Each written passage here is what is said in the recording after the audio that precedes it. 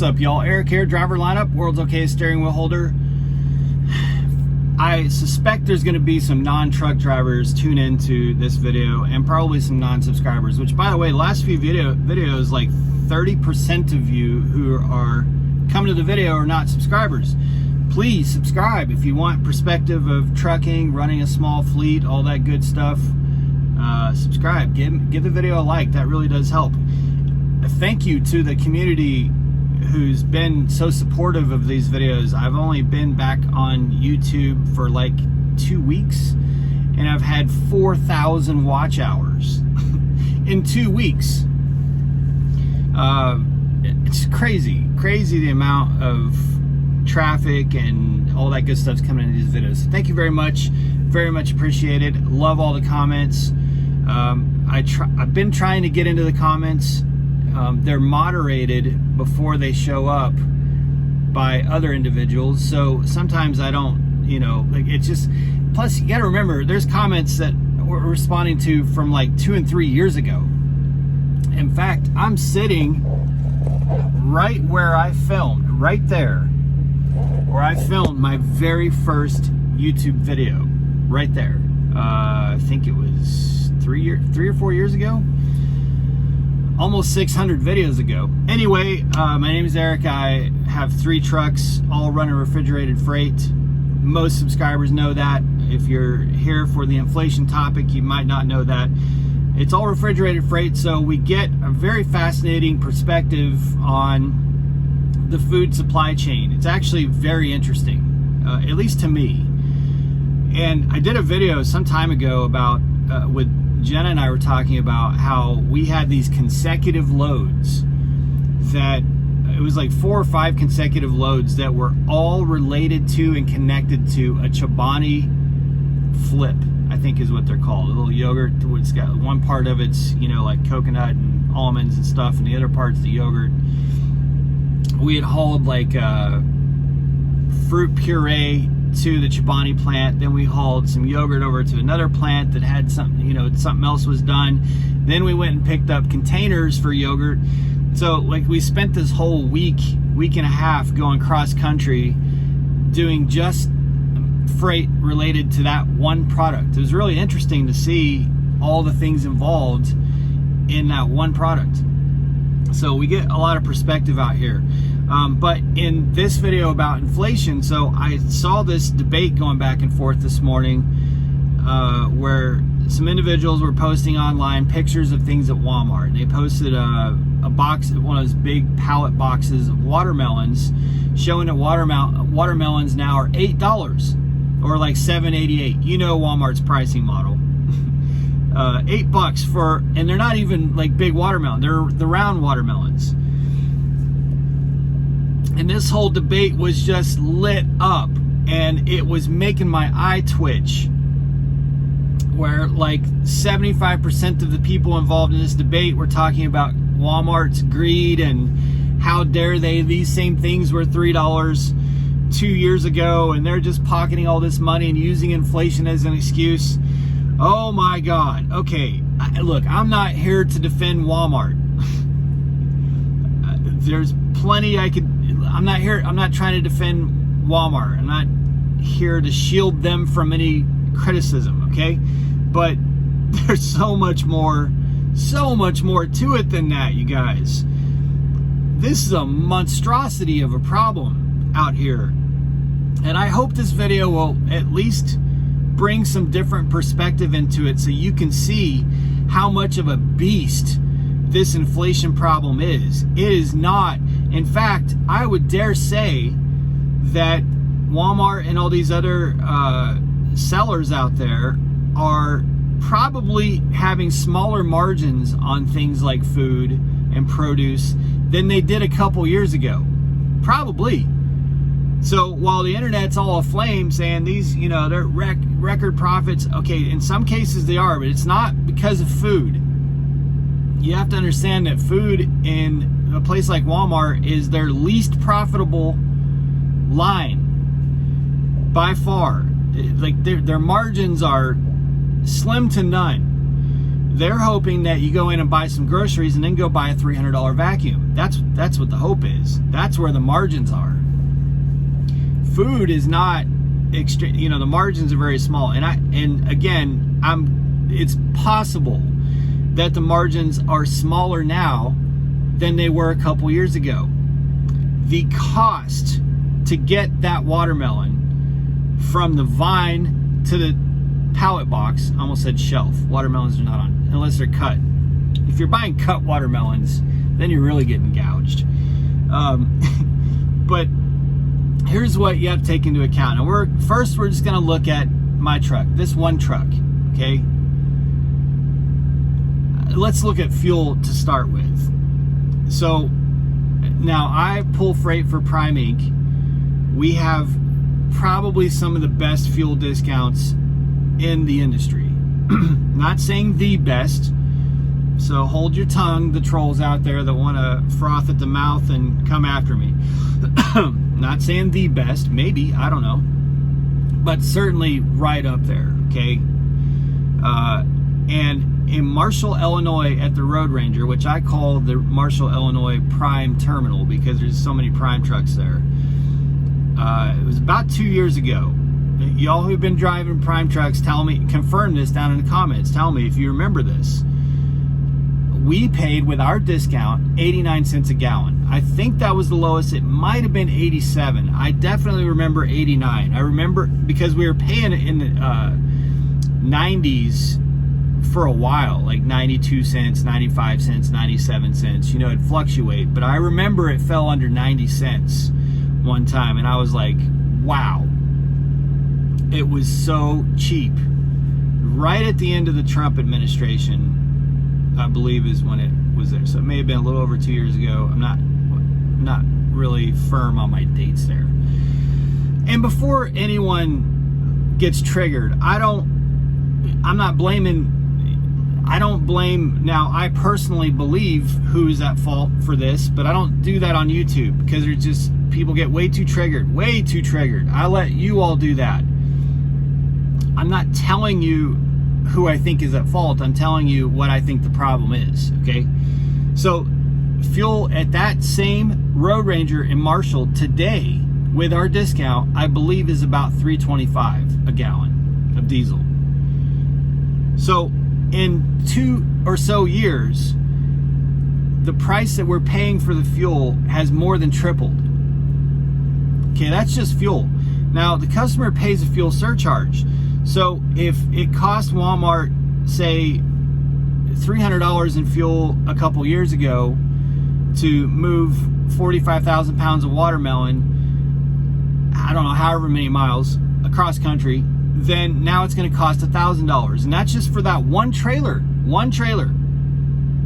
At any given moment, there's thousands and thousands of trailers, you guys, moving food freight, refrigerated freight, just for Walmart. There's distribution centers all over the country. Then you got all your other Kroger, you know, hundreds of other distributors or sellers that have all that much freight moving. Maybe not quite as much as Walmart. I'm not sure. It's besides the point. The point is, amplify that increase in the fuel surcharge for contract freight times all the loads of all the food, refrigerated freight that's being moved every single day. It's astronomical, and that's just fuel. For this truck, if I have to buy padlocks, load locks, oil, fuel treatments, coolant, windshield wiper fluid, windshield wipers, tools, gloves, whatever it is, anything that I have to buy for this truck right now is about 30% more than I was paying a couple years ago. At least 30%. Sometimes it's 20, sometimes it's 30, sometimes it's 40, sometimes it's 50. There's certain things that are 100% or more expensive. Like, for example, I went to buy this tiny little small alloy lock for the load locks in the back of the cab, and it was like $35 for this thing. Just for the little tiny one. The whole set, I think, is over $100 now, which is the big padlock, the little padlock, and the cuff locks. that set, I'm pretty sure in 2019, when I bought my first set, when I leased my first truck, I believe was like $62 or something like that for that whole set. So you're talking about 100% increase in that one little product for the truck. All the costs of the truck are just exploding. So the cost of running, sorry for the gap in the videos, my alarm just went off. Anyway, cost of moving all this freight is very, very expensive, and it's getting more expensive by the day. But that's just this truck. Now, go to your producers and your manufacturers. So for watermelon in this example, you know, you got your farm equipment, your tractors, your combines, whatever they use. I'm not a farmer, I don't know. Water systems, pipes for the water systems, sprinklers, seed, fertilizer, the trucks that move all the watermelon around the farms and then take it to the seller, the buyer, you know, whatever it is, all the things the farms use. If it's other products like frozen pizza or whatever, you got raw materials, they got cardboard, they got all kinds of stuff involved in there. All that stuff is increasing by the same amount, the price of all that, everything. And that's just the producers. Then you got the shippers and receivers. They've got conveyor belts, they've got forklifts, reach trucks, front, what, all kinds of shit that they have. Their refrigerating systems, very expensive to keep an entire facility 20 degrees below. Their yard mule trucks, their local fleets if they have local fleets, and all of those things need maintenance and tools and oil and this and that, and all those costs are going up 20, 30, 40, 50%. Then you have the distributors. They've all got all their costs. And then you have the store that the actual product's in. They have all their costs all increasing 10, 20, 30, 40, 50%. So by the time that watermelon has reached you, it's the cost of getting it from the vine to that box has been surged and abused and increased many times throughout the whole supply chain. Just the cost of growing it, moving it along the way, and getting it sorted into that box there at the Walmart. Like, it's astronomical of how many stages it goes through, how many links in that chain, and how the cost of each link has just skyrocketed. So again, this is why I'm actually rather impressed that most of it is not more expensive.